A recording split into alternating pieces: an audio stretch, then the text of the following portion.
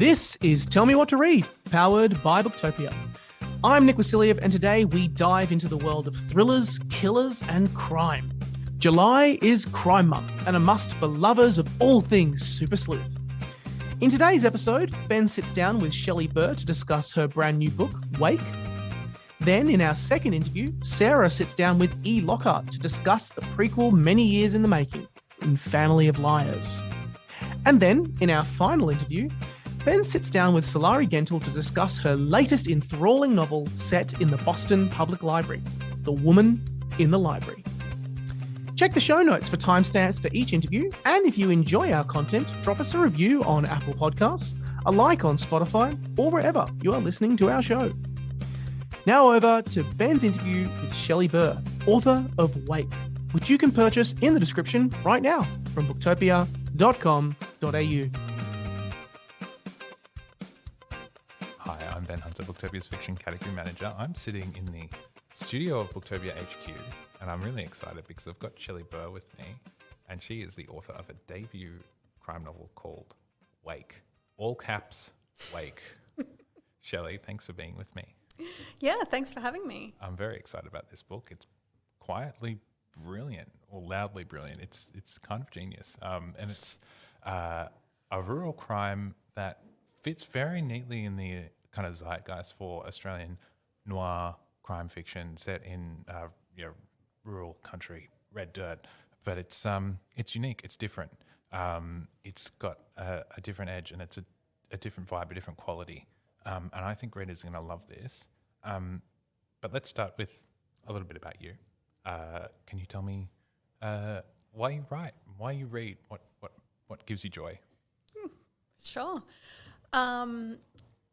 Look, I've always written for myself. Like, I was always that kid with the notebook. You know, as soon as I was old enough to figure out that I could write stories for myself, I was always scribbling away.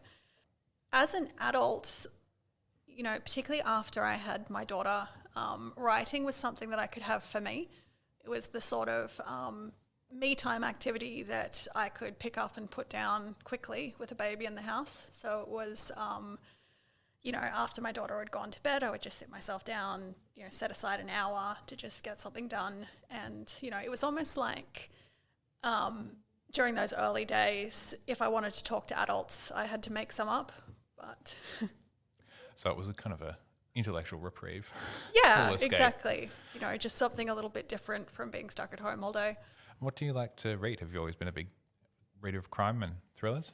Absolutely, yeah. I love crime, and I love Australian crime. Like, it's just such an amazing time to be a reader of Australian crime. There's a volume of stuff out there, isn't there? There is so much wonderful, wonderful work out there right now. But I read quite widely. I'm also a big science fiction fantasy fan. I love Terry Pratchett. Great. Yeah. And I also read a fair amount of true crime as well. Oh, well, that's probably a nice segue to talk about this book, Wake. It's unique, right? So how would you describe it to listeners?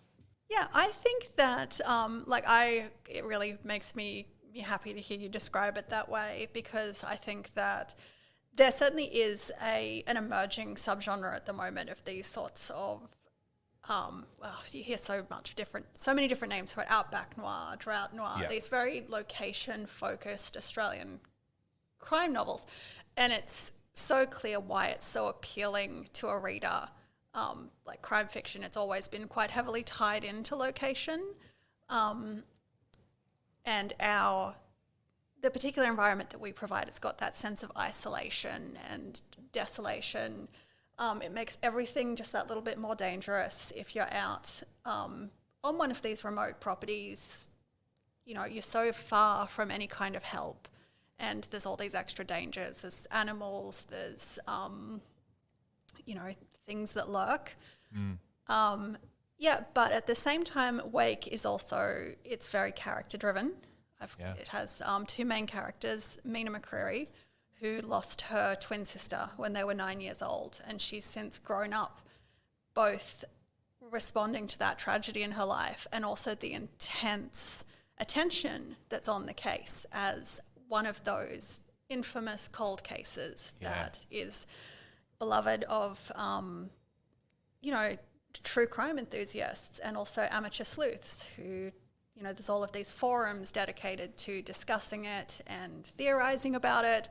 And some of the people on those forums are, you know, further up the end of the weirdo scale of obsessive You spent and time on these kind of forums, subreddits, whatever they are, where people just talk about real crimes that happened to real people, real victims, and it's their joy, it's their fodder, right?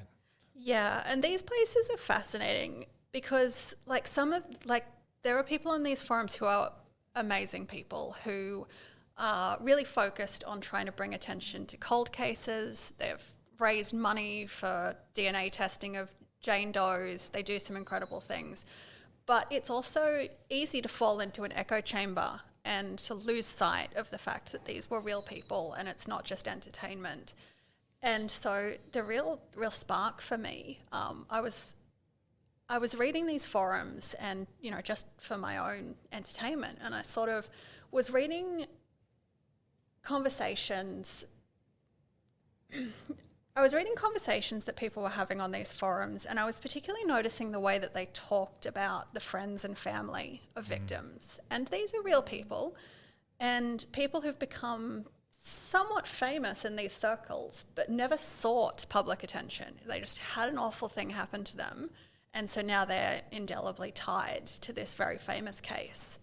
And there was one conversation in particular that I was reading that the forum members were talking about the brother of a murder victim. And they were saying, oh, you know, he doesn't really have much of a social media presence. You know, he doesn't have an Instagram, he doesn't have Facebook, but, you know, he's got a LinkedIn. I know where he works, and his employer's LinkedIn is quite open. Like, I can look in at the pictures. And I was just reading this conversation as they were just digging deeper and deeper into this person who clearly didn't want to be a public figure. And I just had this moment of, I would be so angry if that was me. Oh, yeah. And that anger is what became the character of Mina. She's a very anger-driven character, and that was really fascinating to explore. She's the twin sister of the victim. That's the right. disappeared child. Yes. And her mother has kind of harnessed the hype of the case to try and find her daughter. She wants answers. Mina wants answers herself. Everyone wants answers. The cops want answers too.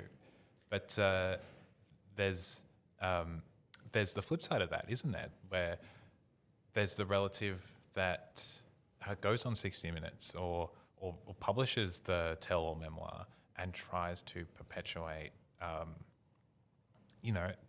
people accuse them of profiteering off a tragedy. But I think what motivates the mother character here a little bit is just trying to keep the interest alive and keep people searching because you never got an answer, and that's a tricky kind of moral choice. And you kind of pinpoint that on, well, how does that affect everyone else who's left behind? Yeah, absolutely. And I think that's one of the core questions of the novel is everybody wants the answer, but what price are they willing to pay to get to that answer? And, you know, they all have a very different level of willingness to give things up in order to get there in the end. And, there's also another group here in the book represented by a character called Alana, who also had a sister disappear in different circumstances, but for whatever reason, there's not been as much interest in her case. Yeah. And that's another really fascinating thing that comes out reading true crime is that sometimes cases just capture the public attention and there's this obsession with them, and others, they just fade away quite fast. And so Alana really represents that view of the family members that would love to have that level of public attention and interest, but just can't seem to harness it. Yes, and it is really about, or at least from the public's perspective, it's about the optics. It's all about the optics. There was the child that went missing in Western Australia last year. Was that last year? Mm-hmm. And was found many days later, which is really rare. Usually you have to find someone very quickly for it to be a successful recovery of a missing person. And it was such a media storm, and it was all about the optics. There were the cops worked that very hard, and then they were all in the spotlight about being the heroes that saved the day. You know, it was it was a media frenzy. And then there was a huge 60-minute special with the parents of the child that went missing, you know, and millions of dollars spent to produce that for the public eye.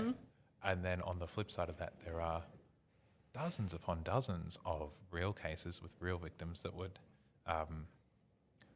really benefit with just a little bit of attention, right? And I guess if you're trying to police, or if you're trying to run that's hard. There's a lot of hard choices going on. Yeah, absolutely. And there was also a lot of really important commentary that went on at the time, because, I mean, there's always a very noticeable difference in the amount of attention that comes to a case depending on, you know, the race and the financial status of the family of the victim. That isn't really a theme that I get into as much in Wake, but I think it is really important that those conversations happen. Absolutely. Absolutely. Your character, Lane, comes in as a detective, kind of someone who's trying to make a wage for himself by cracking cold cases, and that's really unique. And I think the other interesting thing to note for the listener is that, you know, this is all taking place years later. So the tragedy happened when Mina was a child. She is now an adult, and her mother has passed away, and she is living alone in this property, in which is just, you know, a farmhouse in the middle of nothing. She's so severely alone, and then she's in a small community, and the community has kind of closed around Mina as an adult who has obviously post-traumatic stress, right? And they do what they can to help her to live her life and move on in her own specific way of coping. And then this guy Lane kind of rolls into town, and that ruffles everything, right? So talk. That's kind of two questions I've thrown at you at once. Tell me a little bit about how you imagine that community, and tell me about the kind of guy like Lane who would want to stick his nose into something so famous and so cold, such a cold case, you know, an old case like this, and try and solve it and actually get the reward money. Yeah, absolutely. So the community that's represented in the book, it's the book is set in a fictional town, Nanine, which I did use a real town just to check things against. So there is a real town that I would look at when I was trying to figure out, you know, how many police officers would this town have? How long does it take to drive certain places? Is it realistic that they'd have a school? That sort of thing. But I did use a fictional town because it felt like quite a lot to put on a real place, to layer this horrible tragedy on top. But like as I was growing up, my grandparents had a farm in rural Victoria, so just outside Glenrowan, Kelly country. And those small towns are such fascinating places because there is a real sense that everybody knows everyone else. When you've got a very small population, and particularly people who need to have those community connections, everybody knows everybody else, and often you've got that central figure of the general store or the post office, or in a lot of cases combined. And so there's a character in Wake, Mrs. Gilligan, who is that that person who's based on a lot of women that I've known in real life who have just, who is everybody's mother. And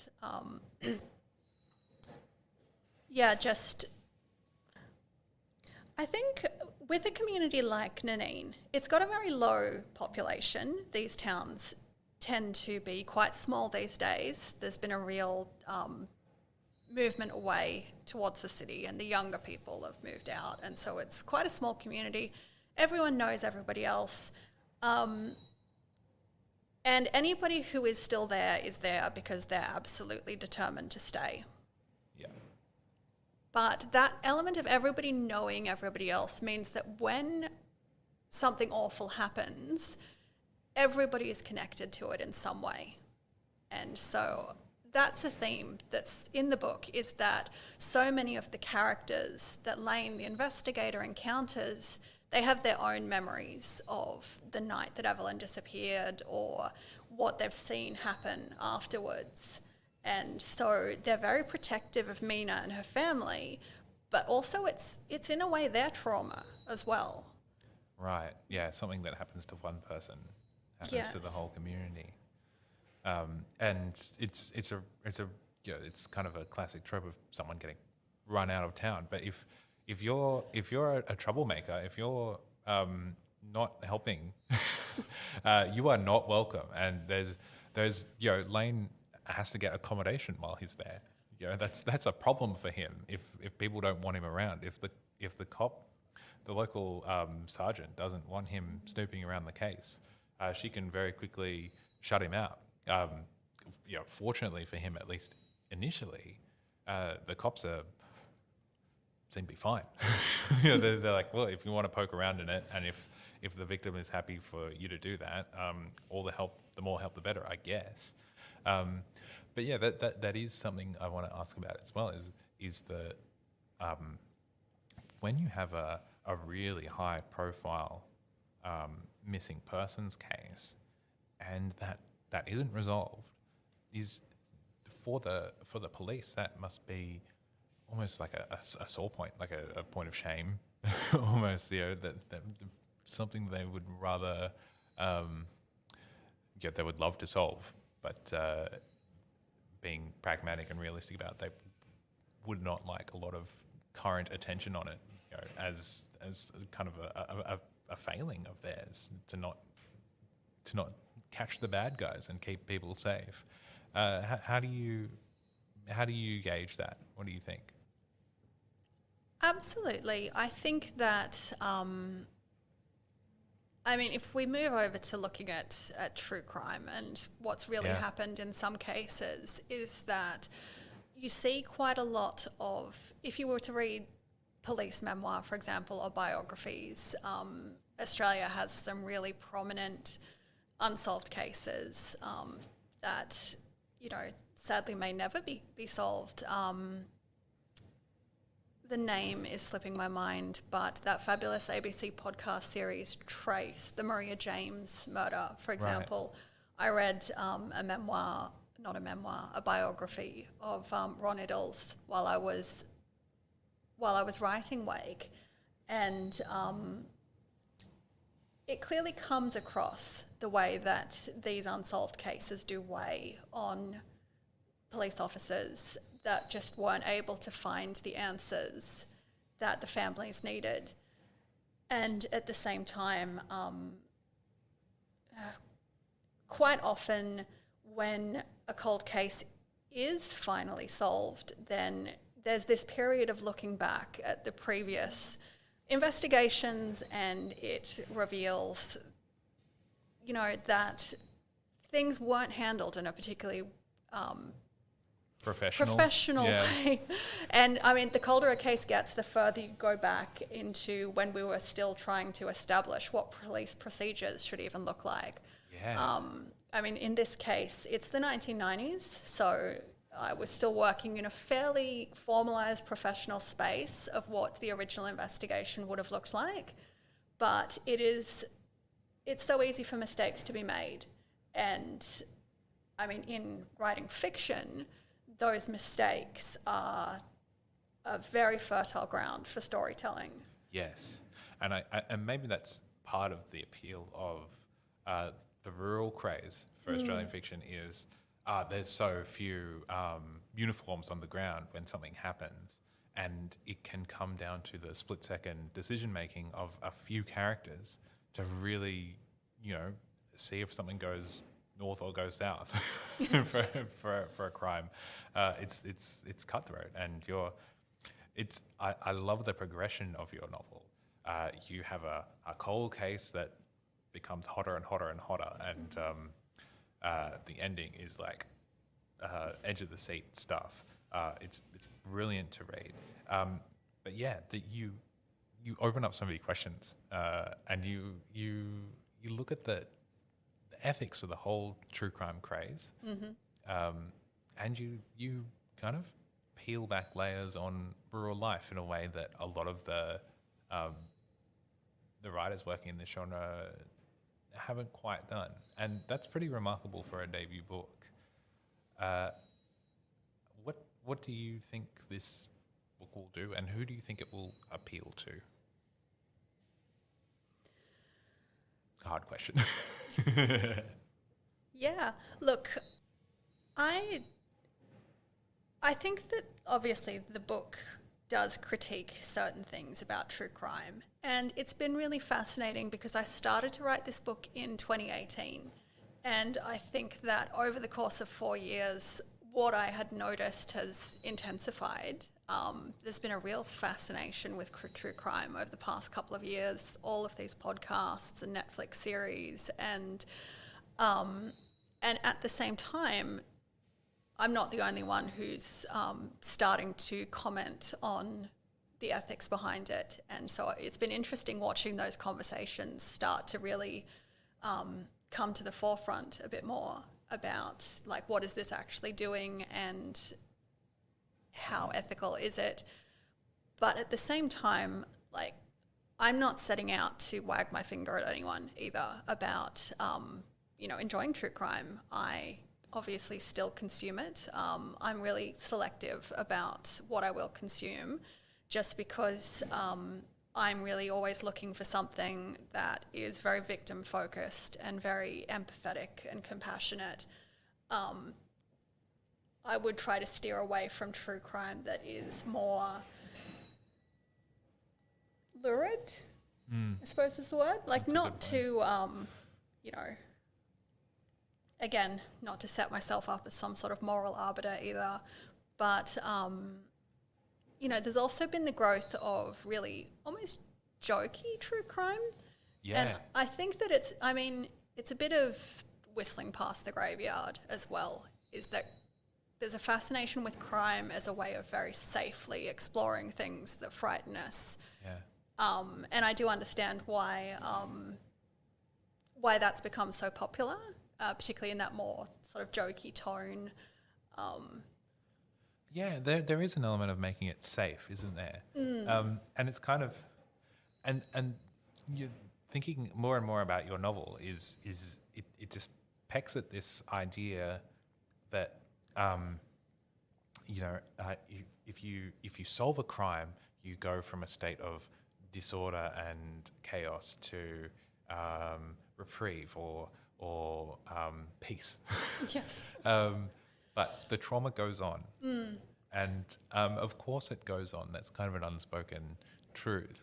But with your character Mina in particular, and to a lesser degree Alana and the whole community around her, you really hit that home. You really nail the trauma, the lasting impact of both a horrific crime, but also the aftermath and how that affects particularly children in this case. It's it's really remarkable. Will you write crime again?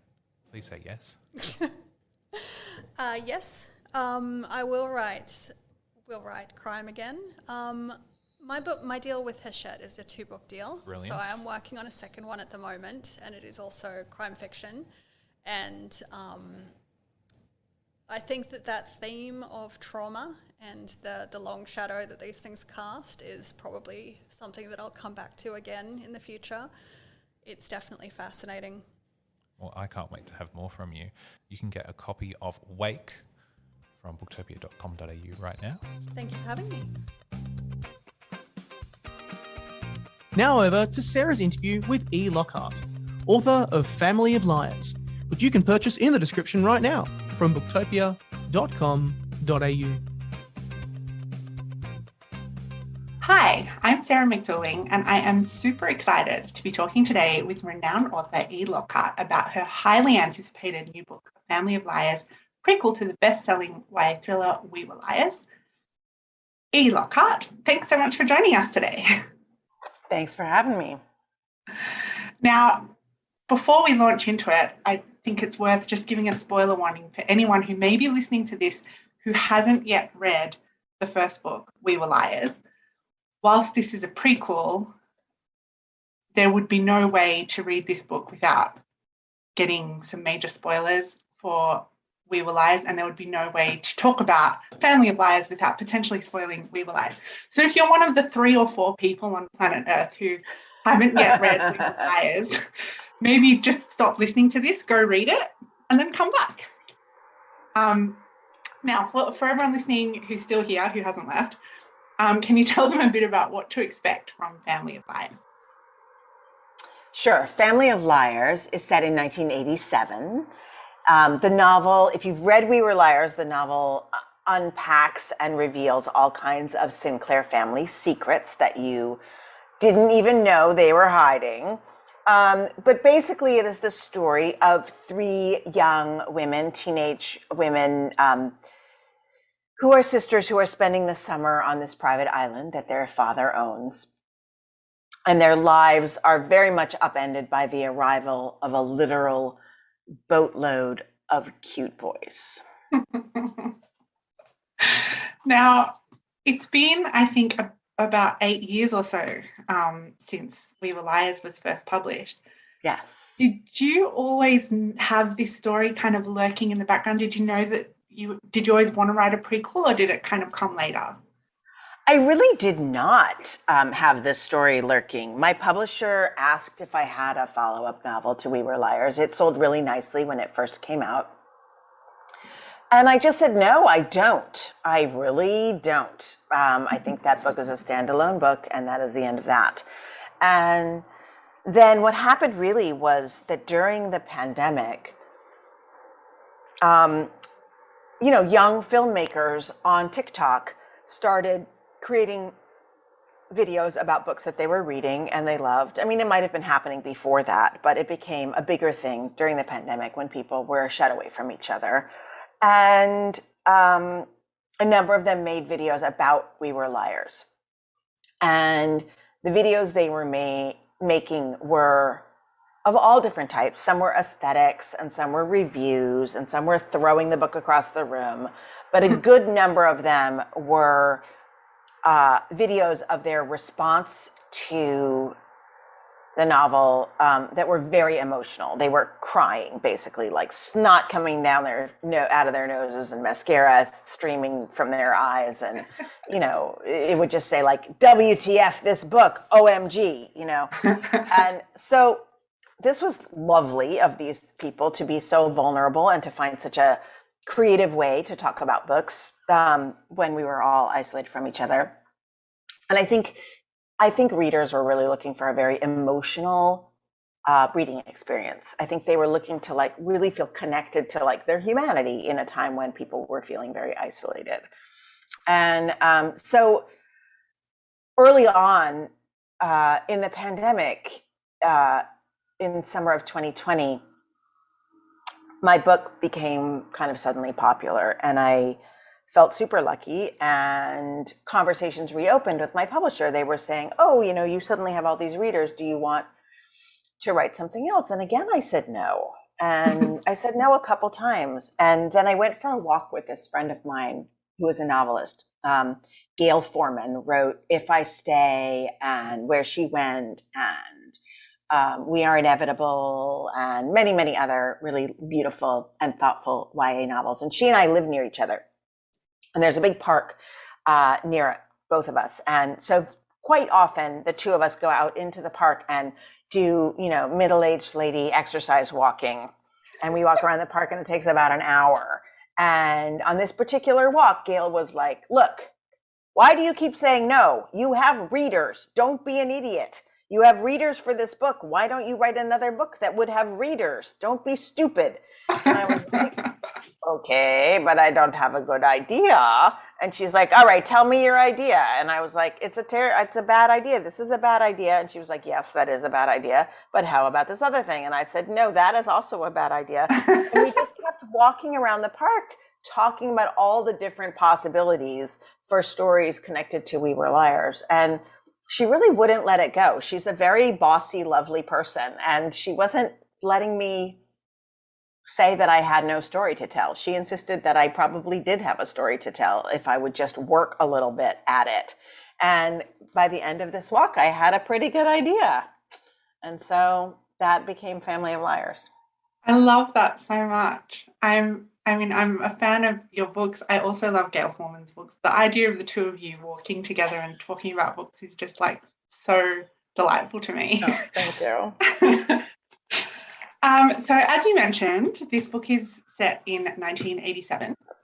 Mm-hmm. I really loved like a lot of the references to bands and like movies like Ferris Bueller's Day Off, and like Tom Cruise is mentioned, and so many cool 80s bands, particularly whilst reading this book.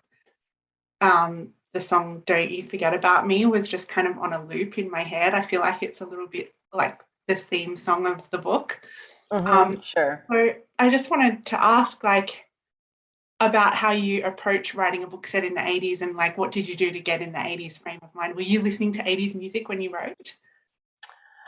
I mean, the truth is I really like to write in silence. There are a lot of writers who put together playlists and find that a very important part of their writing process. For me, I told the story the best way I knew how, and I layered in a lot of the period details later, because Family of Liars, like We Were Liars, is set on this private island called Beechwood Island, which is owned by one family. So there's a number of houses on the island, but basically everything is populated by the family and their guests. And so it's a very limited space. And I think, so this is not a novel that 100% depends on, things that were happening in 1980s politics or, 1980s types of transportation or anything like that would have been absolutely fundamental to my plot. So I really tried to just tell the most compelling, kind of shocking story I knew how to tell. And then as I was rewriting, I spent some really fun time, like researching and reminding myself, because I'm old enough to have been around then, what foods were we excited about, right? Sun-dried tomatoes and pesto. Everyone was super into those. And songs and, small details of clothing and technology, boom boxes and VHS tapes and things like that. But most of that was kind of layered in later to try to build the atmosphere and create a world that felt as real as possible. I really enjoyed it. I loved the vibe of this. It was so cool to return to Beechwood Island in such a different time and be able to kind of soak in the same vibe with a sort of different, it's like the same old money secrets, like haunting feeling that if you're familiar with from We Were Liars, but it's just got this different flavor because it's a different time and different characters. The houses there's different houses. Like, I really, this isn't a question. That's just me saying things I really liked about the book. Thank you. I'm glad. I had a very fun time, like kind of rethinking the landscape of the island, and changing, the houses that were there are different from the houses from 2014, and creating backstories about the building of the houses, and then why those houses have now been torn down and in 2014 are different. To me, all of that was actually really fun to give a bit of history to this imaginary world. It does feel like a real place with a real history, and there's also the added oddness that comes with a prequel of also knowing the future. Yeah. Is it strange to approach a prequel like when you know that readers are going to be reading it and knowing a lot of what's going to happen later in life to some of these characters? Yes, 100%. It was strange. Have you seen the movie about the Beatles? It's on Netflix here in the US called Get Back. Oh, yeah. Yeah. So, it's this in process thing about the Beatles recording Let It Be and doing the concert on the roof of the Apple building. And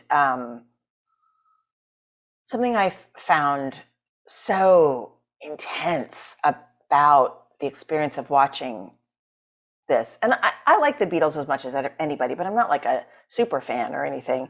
And my spouse was like, oh, I think you'd like this. And I was like, all right. And then I sat down and like didn't move from the couch for many, many hours. I was completely fascinated.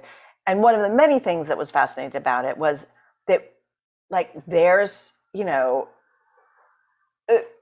Paul McCartney trying to figure out the lyrics to Get Back or Long and Winding Road, and he doesn't know them yet. We know them, right? We're like, Paul, you don't have it quite yet. Like, just keep going. And he's got some bit of the bridge and it's not right yet, right? And so we have this experience of knowing where that story is going, where that song is going to be. And we get a particular thrill every time he gets closer, right? Like but that song is, both those songs are so completely etched in our kind of psyches, as a, global phenomenon that was the Beatles. So we're watching the creator, but he doesn't even know how the song goes, right? Poor Paul McCartney doesn't know how this song goes. So to me, this was just like so complicated and awesome, right? To watch him figuring it out and to know where it's going. And I had all these thoughts long after I had finished Family of Liars, but I do think that in writing a prequel, there's some of the same pleasure, which is, you're setting up something that your characters don't know, but and probably most of your readers know. Right. So there's this feeling the reader is in a different position from the characters, right? The reader knows more than the characters in reading in a prequel, if they've read the first book, right? So It's really quite a different position to be in as a reader and to be in as a writer. And it's really cool. It does sort of lend a delicious dramatic irony to things. Mm-hmm. Like I could imagine someone picking up Family of Liars and reading it without having read We Were Liars. Like you totally could. Yeah. I think they can. It stands alone. But you would just miss this whole extra layer of nuance if you didn't know the first story, because it is like watching all these seeds get planted and understand. Thank you. Yeah. Thank you for saying. That is what I was trying to do. It's nice to know it worked for you. It worked brilliantly. I'd like to talk about your narrator for this story, Carrie. Sure. When you were coming at this, did you know that it would be from her point of view, or did it take a while to land on her as your narrator? It didn't take too long. Once I had decided to do a story, so in We Were Liars, there are a bunch of teenagers and their cousins, most of them, and they have moms, and there are 3 moms. And so Family of Liars is the story of when those 3 women were teenage girls. And Carrie is the eldest, then there's Penny, and then there's Bess. And in We Were Liars, Penny is really the bigger character. She's the person you see the most of and are the most invested in. But Penny is a very prickly person, and she is very close-minded in many ways. And I couldn't, I gave a very short time to thinking about Penny as a protagonist, because she is so limited in she's so boxed into the box that she's in that even though there are things I like about Penny very much, I it was very hard to figure out how to tell a story from her point of view. And telling it from Carrie's point of view, Carrie is a more open-hearted and a more open-minded person in We Were Liars and also in Family of Liars, and fundamentally more likable. I think she's not as boxed in to that she's not on the narrow path.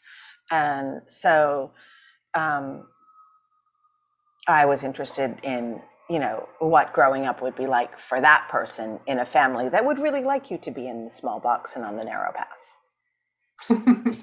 I really enjoyed her as a narrator. I felt that readers of We Were Liars will be familiar with the adult version of her, and this was just it was so enriching to get this whole inner world of Carrie as a teenager. You mentioned earlier briefly about how it came to be that We Were Liars sort of took up on TikTok and started trending again. I've been in the book selling business for over 10 years. So I remember when We Were Liars came out, and then I remember, basically 2020, suddenly seeing it on all of our bestsellers and wondering, I remember that book. I love that book, and it's a steady seller, like always. Like it's never gone anywhere. But where are these huge, massive amounts of sales coming from? And we were online, searching for the reason, and then and it was TikTok, and it has remained astronomical sales thanks to this community of people on TikTok. I also remember, it's a bit like talking about the Gilded Age, but I also remember the age of Tumblr. And I remember that We Were Liars was a big trender on Tumblr as well. So, it's always had this really strong fan base that just seems to have kicked up into hyperdrive in the last few years. So, I know you already went through how it happened, but I just wanted to ask a little bit about how it felt for you as an author to you write a book and you put it out into the world and it does really well. And then you sort of think that maybe it's done what it's going to do, and then it just has this whole second life.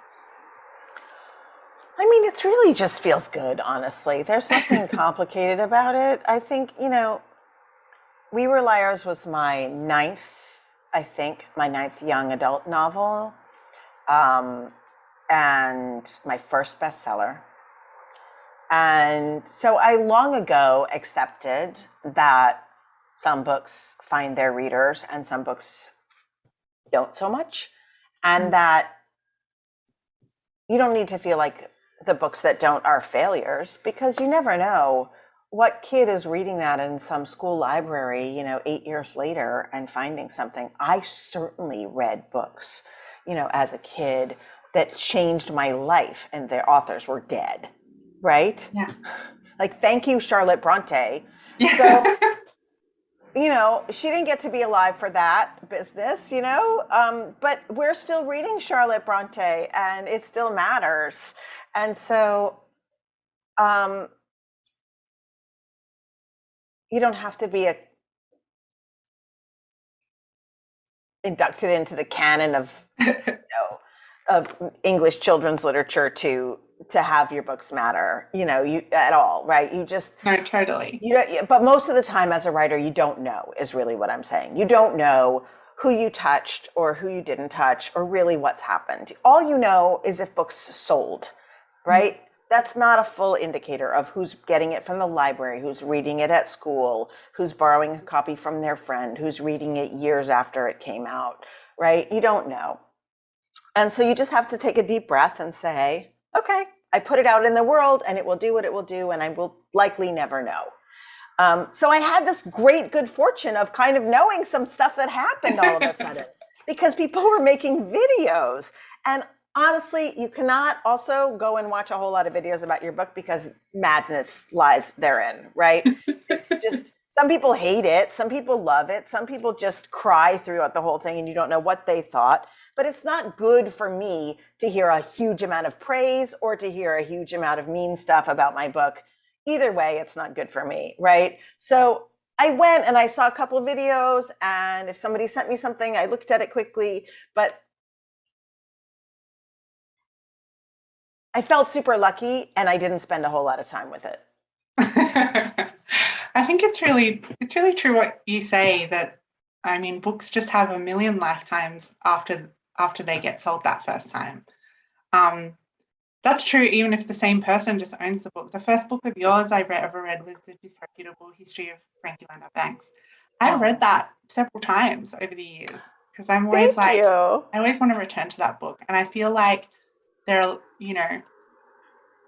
are many books, there are many people who have read We Were Liars and then shared that. And like the main thing about the book is that you can't spoil the ending. Like it's this massive, huge twist ending, and it's garnered this big reputation for like destroying people emotionally.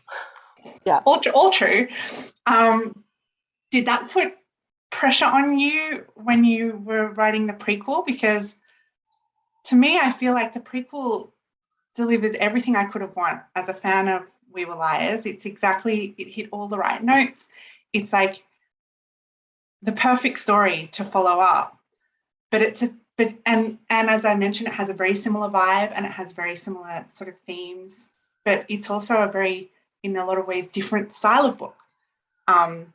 So yeah, I've forgotten my question in my long list of things that I said. I mean, I tried to deliver something that would be satisfying. You know, I told the best story I knew how to tell. Is that a totally different pressure than a standalone book? It was a little different, but I think you're always trying to meet your own benchmarks. Yeah, and you're always trying to like just make a really good story, and you're trying to get people to feel things and think about things and care about your characters, and you're trying to be, funny and a bit clever and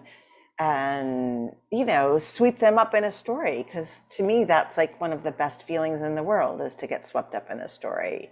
I love it. I'm always so grateful to the authors who do this for me, and so I'm just trying to like take people on that journey. And again, you're not going to win every time. Some people are not going to like it, some people are going to have a great experience, but so really, like, when you're in my position, I think all you can do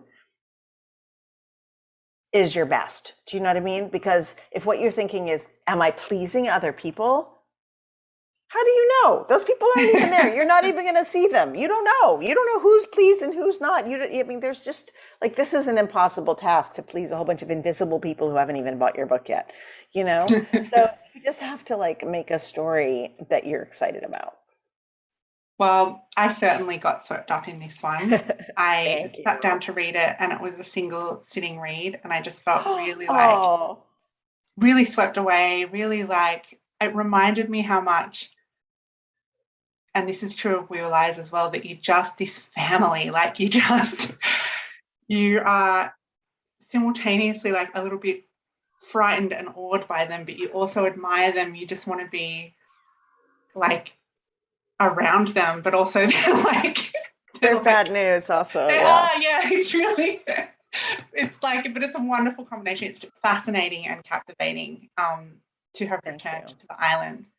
And we're running out of time, but I wanted to sort of ask a little twofold question, which is, sure, what's coming up next? And depending on your answer there, because I imagine it's probably not another book connected to this storyline, but maybe it is. That's kind of what I want to know. Like, would you return again to this family? I haven't said never. I'm partway through a weird little project that I started writing actually before Family of Liars, and then I set it to the side.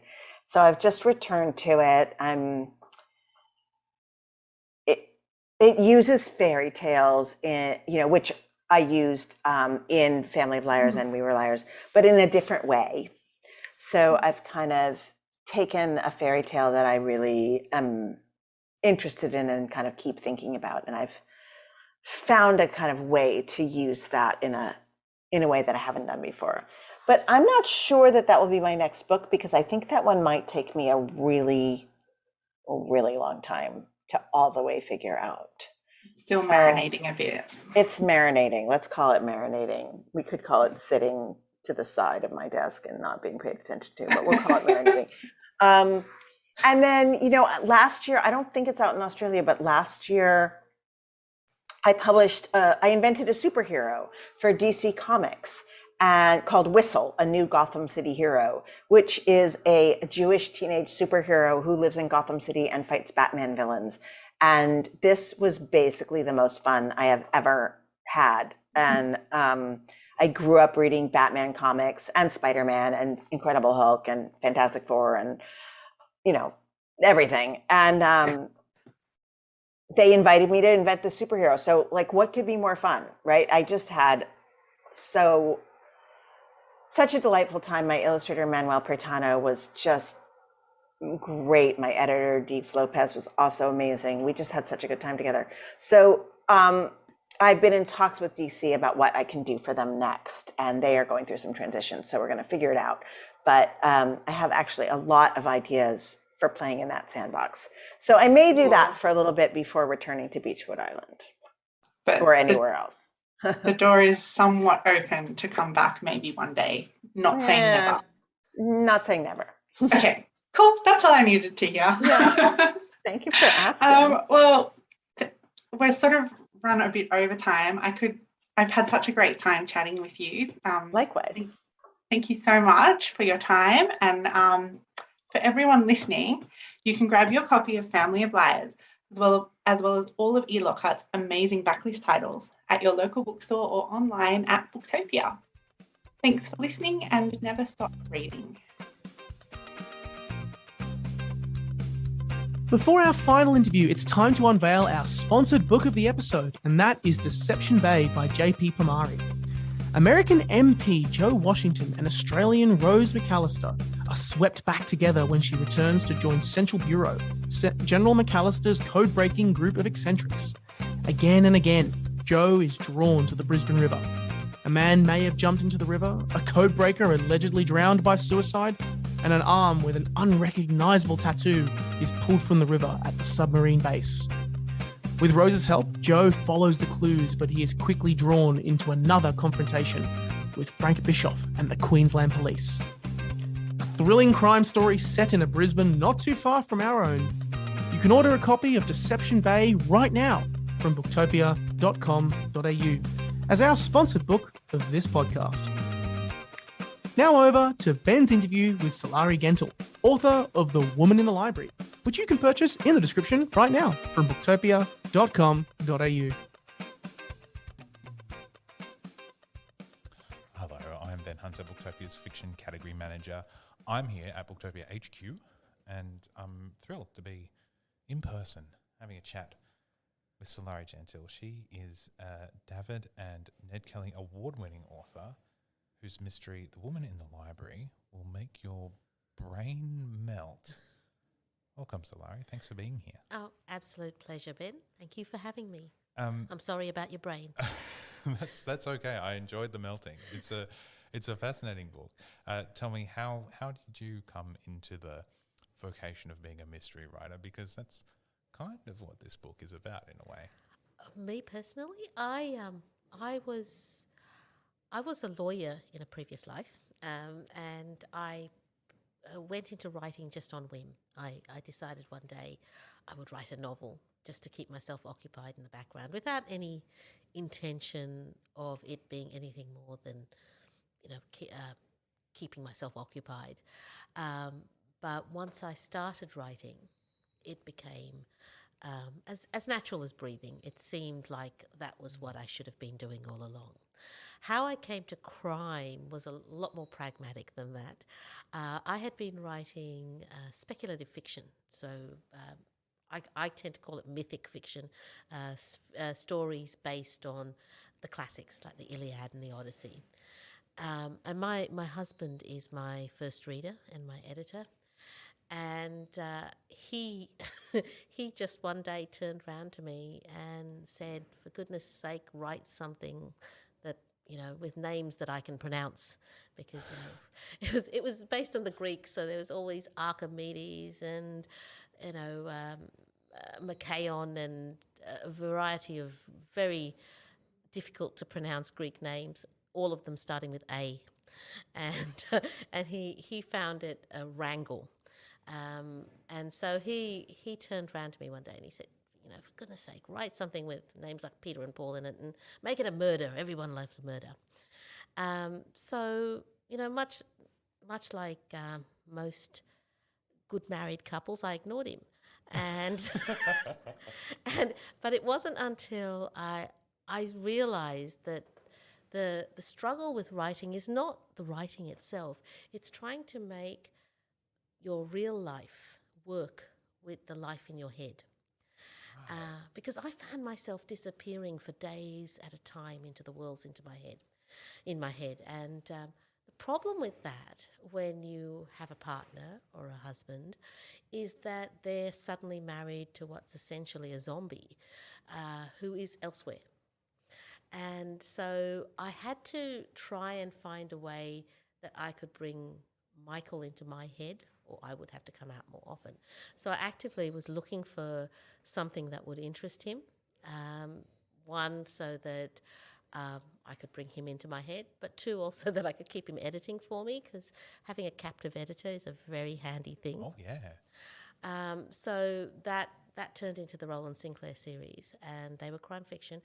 Michael happens to be an historian, and his particular area of expertise is the extreme political movements of the 1930s, which coincidentally is the background to the Roland Sinclair series. So you're a bit of a team. I like that. Yeah, well, some people would say that I plundered his thesis in order to find a novel into it. But yeah, I like team. Yeah. I mean, all authors are plunderers. I like that. Yeah, exactly. So it works well because it means that, well, certainly for the Roland Sinclair series, it meant that I had a historian in the bed next to me who could keep an eye on the history, and I was then free to do the part that I really like, which is make stuff up.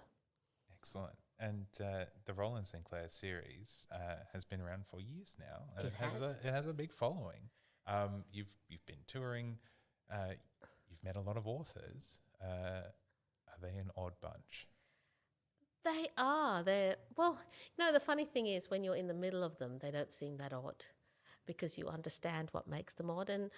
And what makes us odd is that there is another world in our heads. So whenever you're talking to us, we're also existing somewhere else. Right. So all those oddities are understood by people who are within that oddity, I guess. But certainly I feel like writers and authors are my people. And there's a certain understanding that you have when you speak to someone who is living in that split, almost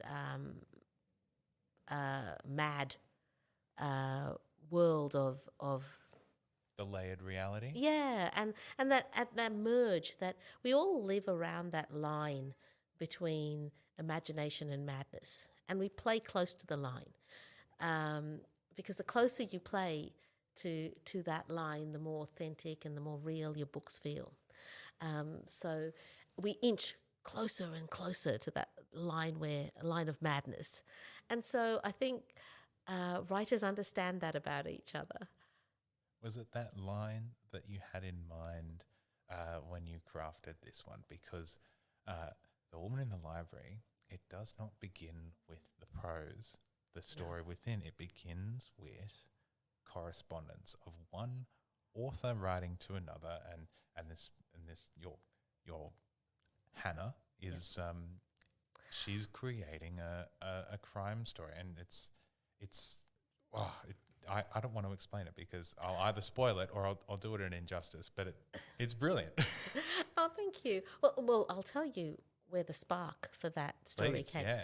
So I was writing another book, an entirely different book, also set in America, and I wasn't in America, and I hadn't been to America in a long time, and the book was set in Boston, where I'd never been.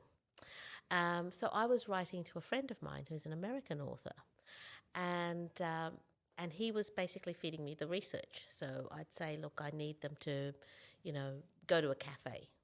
where would the cafes be? Those sort of geographical details that you need to make the setting sound authentic. But Larry is a much better researcher than I am. So he would go to another length. And not only would he send me the information I asked for, he'd send me menus and maps. He'd take footage of sidewalks so that I could understand that they were cobbled or whatever. And he would talk to me about bus timetables and that sort of thing. And, those kind of details I tend to make up, but, that's okay. He was sending me all of that. And one day and he was in Boston at the time, so one day there was a murder a couple of blocks from where he was staying. And because he thought it would be useful for me to know what an American crime scene looked like, he went and took some footage of the crime scene after the body had been removed. And so in Australia, I received this video file and I opened it, and my husband is standing behind me, and there's this footage of a crime scene. And Michael said to me, "Gee, I hope Larry's not killing people so he can send you research." And of course he wasn't, but I thought that's an interesting concept for a work of fiction. And so that's what sparked the novel. But really a lot of that structure is, you never hear from Hannah, you only hear the chapter. So the setup is that Leo is writing to Hannah and giving her advice and research for her book. And opinion. And opinion. And then you never see Hannah's letters, but what you do see is the chapter that she writes in response. Yeah. And I like that because for me, the writers are often real within their stories. Yes. And for me, you can get a feeling of who Hannah is. Well, the challenge was to give readers a feeling of who Hannah was without them ever seeing her or hearing from her, just hearing her stories. Yeah. And I hope that by the end of the novel, you get a sense of who Hannah was in that. And I like that idea of, if you were to want to know me, read my books, and you'll find me in there. Not obviously, but you will find me in there. I love that. That's the vibe, for lack of a better word. It's really odd because you, within the pages of Hannah's story that she writes, there's a brilliant little murder mystery, right? 4 characters are in the reading room of the Boston Public Library, which I looked up photos of, and it's the most beautiful building. It is. We haven't been there. Must go. Absolutely. And there's a scream, and then later a body is found, but not found at the time, and these 4 people who are drawn together in this moment, they then kind of feel obliged to look into this. Yes. As you would. Because I think there's a line in the book that, a scream is supposed to bring help. Yeah. And if you hear a scream, you feel a little bit bound to do something. If you hear what you believe to be someone's dying breath, I think it's a natural human instinct to feel obliged or connected somehow to that person. Or maybe that's just because I'm a crime writer and I run around investigating that. but certainly the 4 people in the library who were there, who witnessed this, feel somehow connected to whatever happened because they were there. And so they start not investigating, obviously, but looking into it is probably the way to put it. Yeah, and then to add a whole other layer, the hero of the story within is a writer doing character studies on these. Yep. At the time, they're strangers. So talk me through that. And they all have brilliant names. So when the book opens, we find the heroine of the story that Hannah is writing, who is called Winifred or Freddie. She is sitting in the Boston Public Library in the reading room, and she's kind of mind doodling because she's procrastinating. She's trying to start that very worthy novel that she's in Boston to write. And she's sort of looking at the people who are at the same table and imagining backstories or what might have brought them here to the library that day. And because she doesn't know their name, she gives them the monikers based on their very physical appearance. So the girl who's sitting on her side happens to be reading a volume of Freud, so she gets the moniker Freud Girl. Opposite her is a young man in a Harvard College jacket, and with a very sort of classic cut to his face, and she names him Heroic Chin. And the third person who's sitting at the table with her is a very handsome young man, or she believes he's handsome, and she just calls him Handsome Man. Mm-hmm. And so she is playing with scenarios using those monikers, which writers I think understand, because picking names for characters is the hardest, most difficult and irritating thing. So quite often we start writing without names, with placeholders. And so she has them as placeholders, but then there's the scream, and then they start talking, and suddenly Heroic Chin, Freud Girl, and Handsome Man become a kind of a Scooby gang for her. Yeah. And they start to turn into a kind of an urban tribe, an almost familial relationship, an instant friendship. That happens, I think. There are people that sometimes you meet and you're instantly friends, and it feels like you've known them forever. Yeah. And this is the kind of scenario, and that might have been brought on by the fact that they were all in the room when the scream rang out through the reading room, and so they're bonded by this moment of crisis. Yep, it's a clever mystery, and they're great characters. But the artifice of like having it from a perspective of an author, but then there's also a layer of remove where there's Leo's letters to Hannah, who's writing this story. It completely changes the reading experience for me, certainly. When I read crime stories, people often read. I come into the office and go, "I read this. That was great," and then people will go, but didn't you find this one aspect of how a police investigation would go completely unbelievable?" And I'd say, no, because I was just sitting there enjoying the show. I'm one of those people that just, it's entertainment and it's brilliant, and I'm just there for the characters and the story. You're the reader we all want. That's the reader we all want. But I couldn't relax into that in the same way with this book, because it's like a Brechtian halt, and it takes you back, and then the correspondence of Leo, who picks apart the story and has opinions, and then impressions of where it might go, and then it's all seems to be innocent at first, but then you very quickly you get the instinct or the vibe of Leo having a lot going on behind the scenes.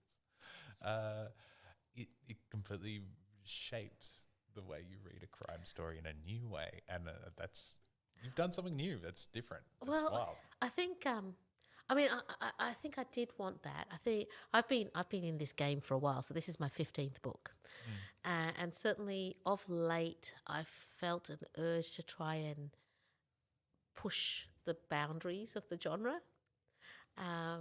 I love traditional crime fiction. I write traditional crime fiction, and certainly the Roland Sinclair series follows in that very traditional mode of the amateur detective. And I love the tropes that have been built up, but I can also see places where those tropes can be twisted in and of themselves. So it's not just about writing twists into the plot. It's twisting the structure itself to see what can happen with crime fiction. So I really enjoyed that. It's a little bit. It's a bit difficult in the sense that when you finish the book, it's hard to describe because you've done something that generally people haven't done before. Yeah. But it's So I did really enjoy that notion of trying to almost pay homage to my genre, which is crime fiction. Yes. By seeing how far I could push it and actually playing with those tropes, but at the same time giving nods to those tropes. Oh yeah. In the process. Certainly, after a while, as you're reading the letters, you realise that there's something quite dark about Leo, and that he knows rather a lot about murder. But that brings the reader in on their own quest in that their opinions of Leo is what matters.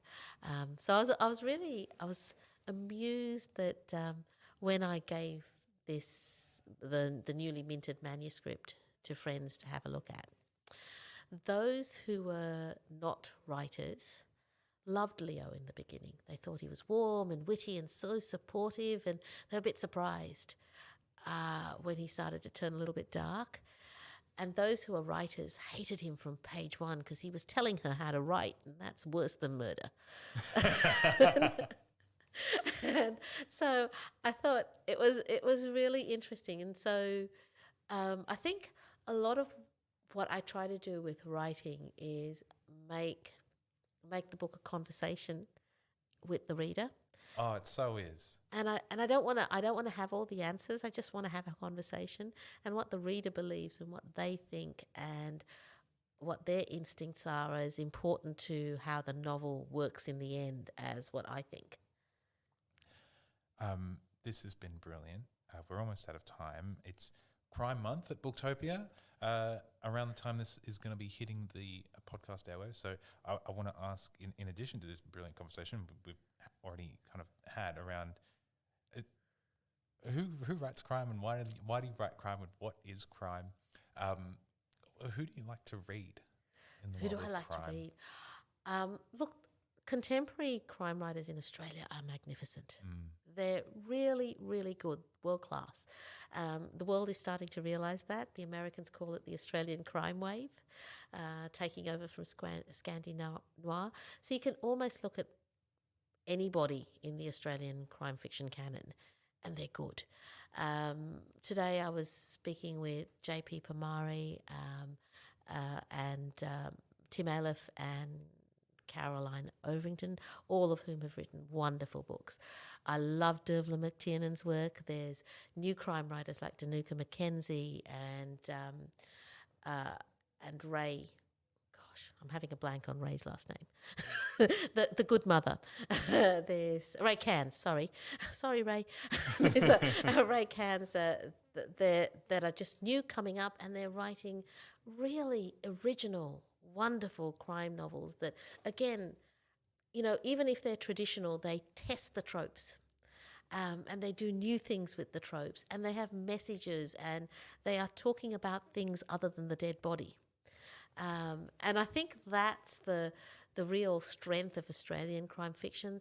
It is used in Australia as a mode in which a writer can have a conversation with a reader about something other than the body.